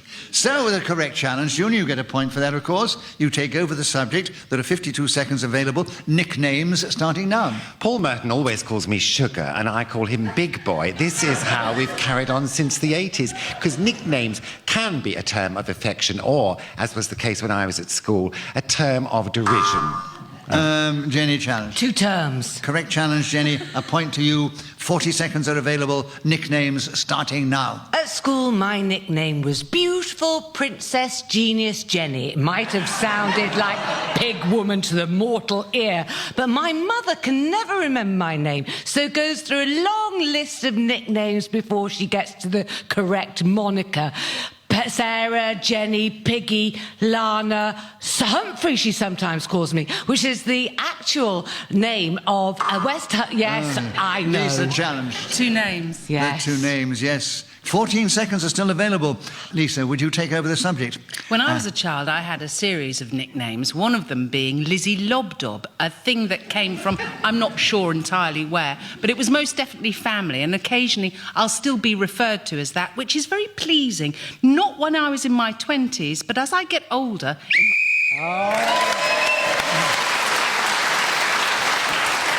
In this game, whoever is speaking when the whistle goes gains an extra point. It was Lisa Tarbuck, and she's now naturally in the lead at the end of the round. And also, it's your turn to begin. So, Lisa, would you take over this subject? DIY.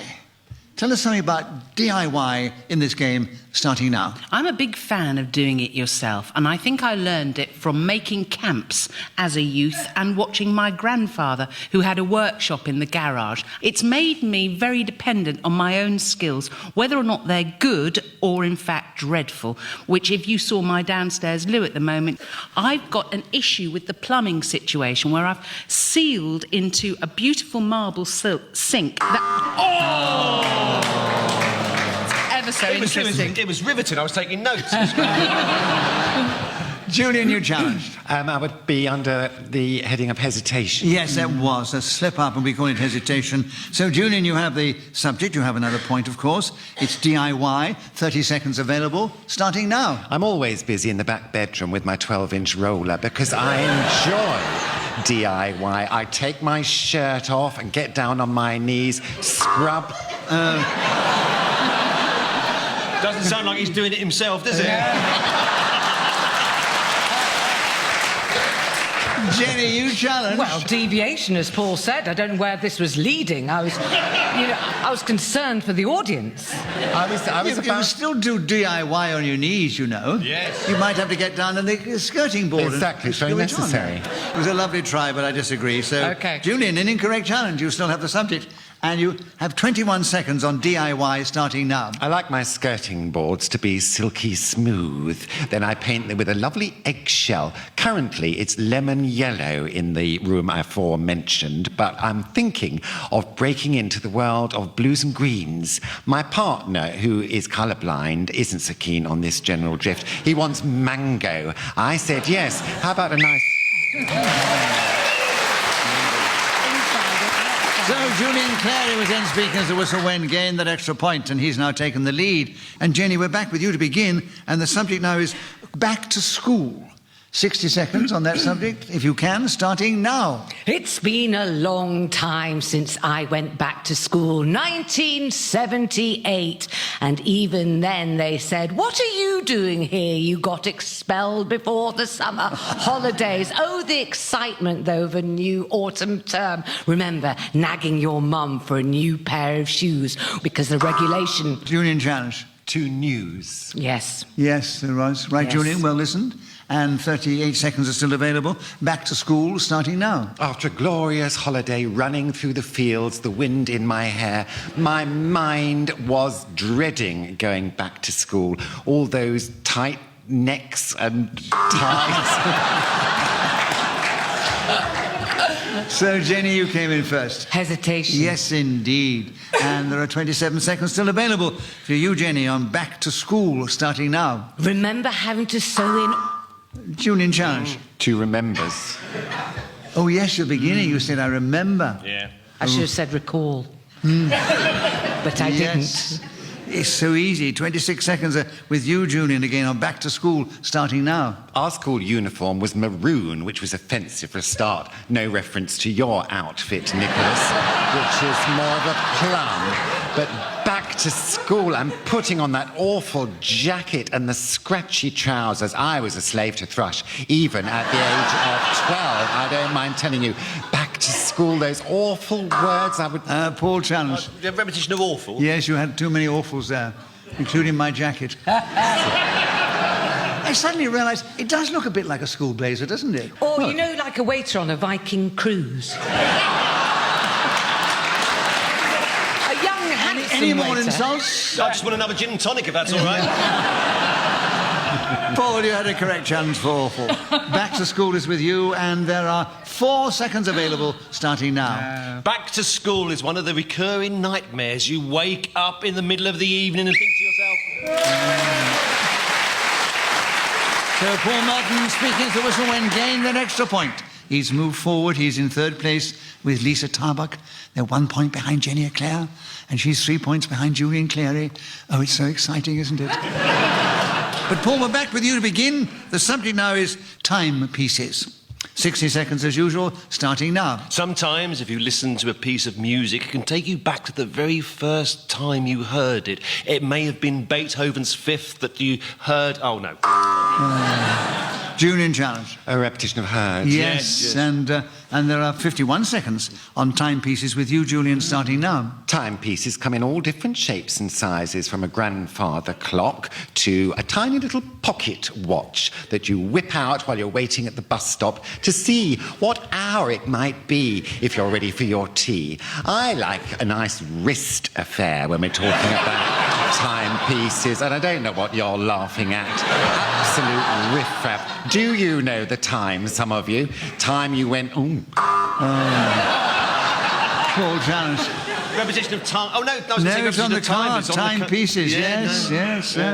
So you can use that word again independently or in timepieces. 25 seconds, another incorrect challenge. So you have another point, Julian, increasing your lead. Timepieces starting now. Where would we be without timepieces? I wouldn't know what time just a minute was going to be on.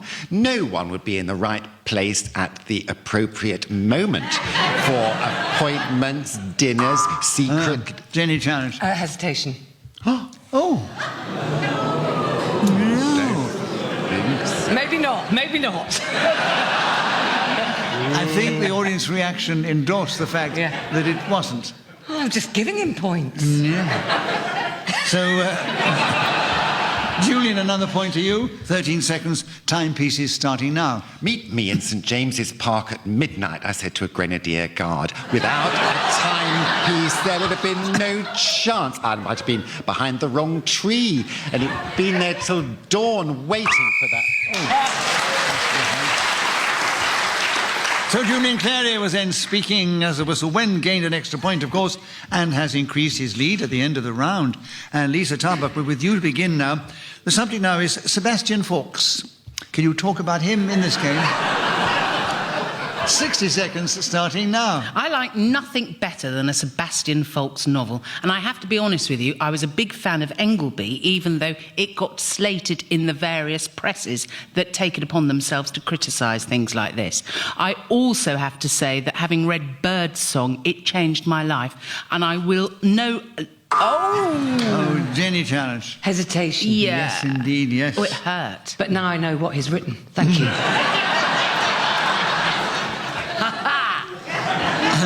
So, Jenny, you've got 42 seconds now on Sebastian Faulks, starting now. I once met Sebastian Faulks' wife at a party. What does your husband do? I inquired. He writes books, she said. So do I replied. Yeah, too many eyes. Aye, aye. Aye, yeah. Aye, yes. If we're going to be fierce, I'm in. Lisa, a correct challenge. 29 seconds are available for Sebastian Faulks, starting now. I learnt things from his book A Week in December that I'd never thought I'd realise. The idea that you can survive with no money, no credit cards, or anything along those lines, and rely on... Julian challenge. Hesitation and. Yeah. Yes, right, Julian. 18 seconds. You tell us something about Sebastian Faulks, starting now. Sebastian Faulks is a fine figure of a man. Curly hair and a beard, if you please. It's the kind of face you could turn upside down and it would still function in that proper way. I know a little bit about his literary efforts, and can I say he does a lovely paragraph. How he's... Right. So Julian Clare is running away with it. Another point for speaking as a whistle when increasing his lead at the end of the round. And Julian, we're back with you to begin. And the subject now is a rather strange one, Googling yourself.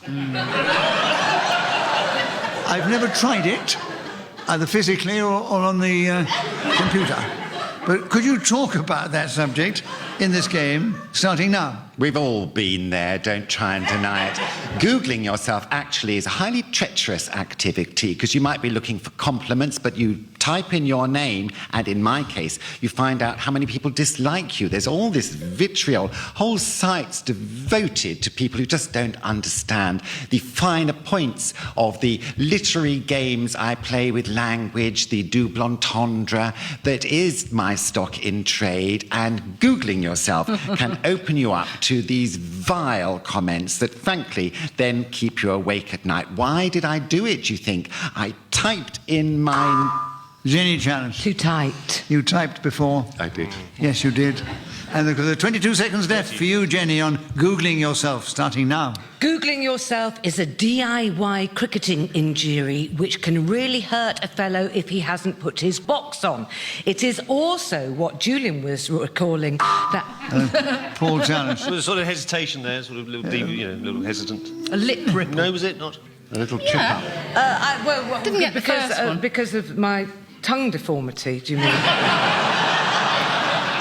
Jenny, that I've battled You're with all being my very life. brave. Jenny, I was harsh on you on a challenge a little while ago, and I'm now going to give the benefit of the doubt and say no, it wasn't. You were teetering on hesitation but didn't achieve it. So, benefit That's of the the doubt story there. of my life. And if I can redress the balance in your favour Waiter, sometime, you're Paul, I so will. strict. So we're back with you, Jenny, for Googling yourself, and 11 seconds starting now. You might as well stab yourself with those plastic forks that you steal from motorway service stations. Paul challenge. Can you stab yourself with a fork? You I suppose could you try. probably can, actually. It's not... Do you want me to go and get one and see? Jenny, benefit of the doubt again. 5 seconds. Googling yourself, starting now. It usually happens after 3 glasses of red wine. I stagger into my study. So Jenny Clare was then speaking at the whistle. When gained that extra point, she's creeping up on our leader, Julian Clary. She's only a few points behind him, and they're both ahead of the other two. And Jenny, we're back with you to begin, and the subject now is Kuala Lumpur. Tell us something about that delightful city in this game, starting now. Circa America, 16th of March, 1960, a beautiful, bald baby girl was born in Kuala Lumpur. Yes, my birthplace. I have the passport to prove it.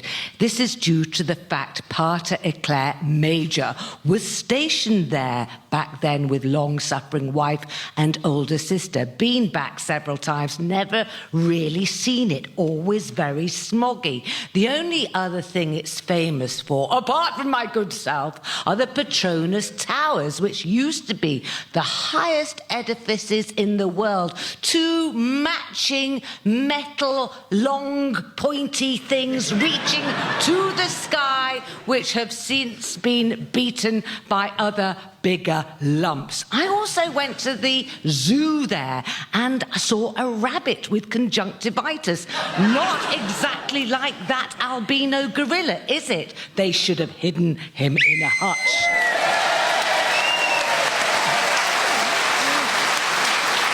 So, doesn't often happen in just a minute. Someone starts with a subject and doesn't hesitate, repeat or deviate, and finishes with the subject. So you get a point for speaking the whistle when Jenny, and a bonus point for not being interrupted. I'm going to retire now.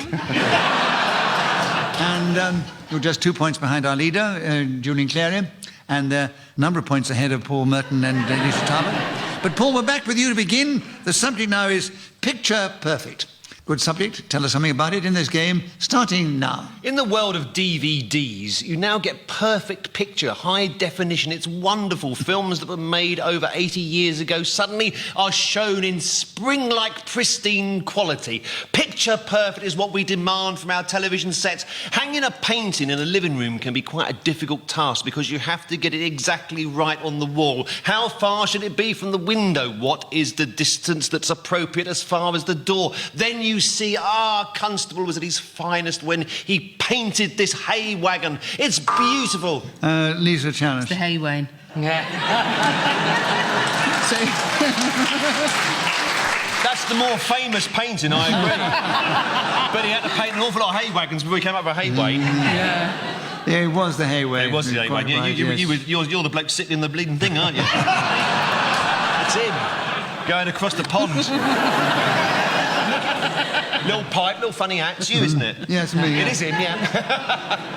I've worn well, haven't I? You've done very well. Yeah, yes, right. Lisa, correct challenge. 6 seconds are available. Picture perfect, starting now. My favourite pictures to hang are those done for me by friends. Like, I've got one by a woman called Aileen Boatman, who depicts my old dog Gus sat in her old conservatory.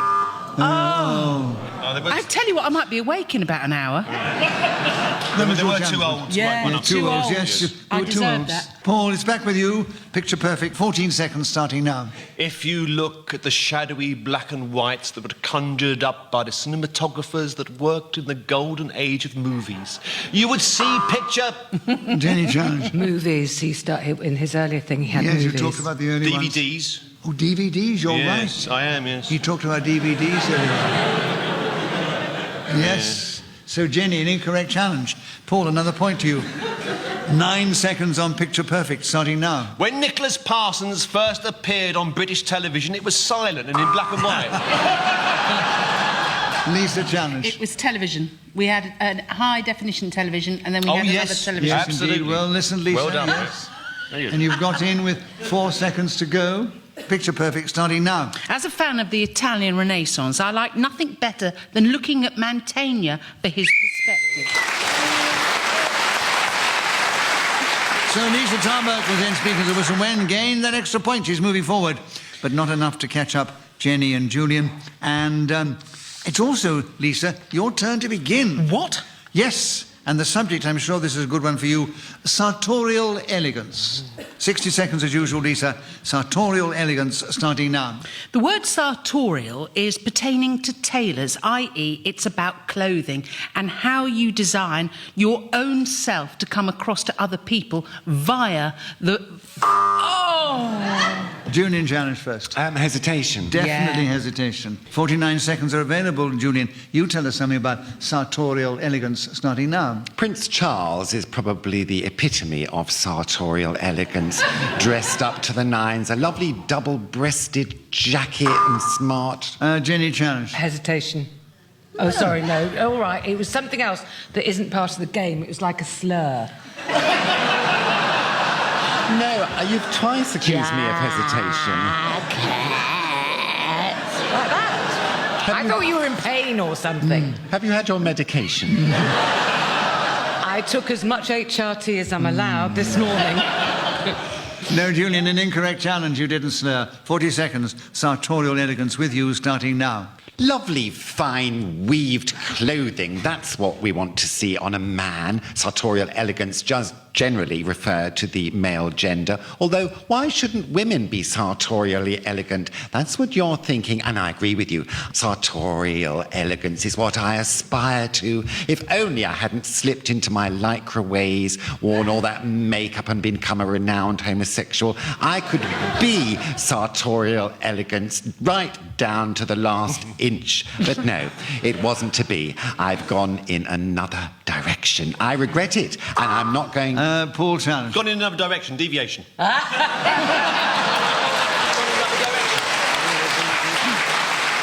what I do on those occasions, it was a lovely challenge. He wasn't within the rules of just a minute actually deviating, because it's to do with what he says. We give you a bonus point for that because we enjoyed it.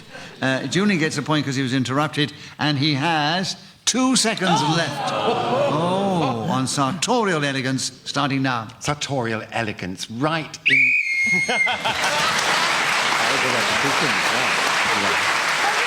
Right. So Julian really is stacking up the points here. Another one for speaking as a whistle went. He's got a good lead over Jenny Eclair and a commanding lead over Lycett, Tarbuck and Paul Merton. And Julian, we're back with you to begin. Making a song and dance. Tell us something about that subject in this game, starting now. Making a song and dance about it. That's what them southern types do. Oh, we've got to have us clean underwear, they say. Making a song and dance about it. Us northerners, we do not like it. We wear Jenny challenge. There was 2 repetitions. There was we and us, both. Yeah, there was a bit double, too much of we, that's yes. why. So we weed on that one, and 47 seconds available, Jenny, on making a song and dance, starting now. When I was a young show-off, my mother used to warn me after making a song and dance that it would end in tears. And yes, it did, because I never made a living out of making a song and dance. I had to do comedy. Lisa challenge. Suddenly there was a little bit of German in there. Song und dance. Ja, ich wohnte in Deutschland seit von 4 Jahren. Ja, ich bin satt. Eine Schloss. Yeah. We interpret that as hesitation. So, Lisa, a correct challenge, making a song and dance with you. 32 seconds starting now. I love a good song and dance. One of the favourite people that I have is Sammy Davis Jr. for suddenly... Paul, you challenge. A sudden hesitation. A sudden, yes. It's like I know what I want to say, and I just can't keep up. 24 seconds with you, Paul, making a song and dance, starting now. In the world of commercial theatre, the musical is the most risky venture. Lisa challenge. Chewy. Chewy? Yeah. Lisa, what is your challenge with the rules of just a minute? A sort of hesitation type thing. It was the same as Julian's jacket. Yes, chewy. Yeah, he did jacket. I mean, yeah. You know it. Hesitation, deviation, chewiness. Chewy. No, there's no rule in just a minute about chewiness. If you can chew your words and still get them out clearly, that's all right. And, Paul, an incorrect challenge, a point to you. 20 seconds, making a song and dance, starting now. A chorus line, a very popular show in the 1970s, has appeared in the London Palladium, but is going to be cancelled very shortly because people have not been flocking to see it, even though it got rave reviews. Julian challenge. It's already closed, I think. Yeah. A deviation. Depends on when this is going out, of course. What was the show? A chorus line? Chorus line, yeah. It's still on, isn't it? Well, yes, but it's coming off. But by the time this goes out, it would have been off. So, you know, I don't think they'll use this bit for pick of the week. So it's coming off. They can't be flocking to see it, Julian. So we've correct challenge, right. And there are 11 seconds left. Making a song and dance, starting now. Making a song and dance. Oh, it's in my blood. I sing as soon as I get out of bed of a morning. I dance into the living room and enjoy my porridge, which is another whole song and dance in a different reference to them. So Julian Clary was then speaking again as the whistle went, gained that extra point and has increased his lead. And we are moving into the final round. It's very close in second place. Paul, Merton, Lycett, Tarbuck and Jenny Eclair are very, very close in second place behind our leader, Julian Clary, who's out in the lead. And Jenny, it's your turn to begin. A good conversation. 60 seconds available, starting now. A good conversation is very simple. All it requires is two people. One to listen to me speak. You obviously may join in, laugh at my hilarious anecdotes, gasp at the juicy revelations, possibly clap. When the conversation is over and has been good, I will move on to repeat my conversation to fresh ears, thereby keeping the conversation good and fresh. Julian challenge. Repetition of good. Yes. Good conversation. Yes, good It's on the conversation. card. Oh, It's on sorry, the I didn't card, realise yes, that. Yes. You carry on, it was gripping. So, Jenny, incorrect challenge. There are 25 seconds available. A good conversation starting now. I once had a good conversation with Julian Clary, but since then we've fallen out because he said some rather cruel things to me in a conversation we had during Just a Minute and undermined my confidence. In fact, since that day, I found it very difficult to actually speak in public. So really, I think I should be given the benefit of the doubt if I repeat, hesitate, or do the other thing like chew my words, which we've decided is... Paul challenge. Well, we have moved away from a good conversation. Yes, I quite agree. And Paul, you've got him with half a second to go. It won't make any difference to the final result, so give us in half a second a bit of good conversation starting now. Internal monologues.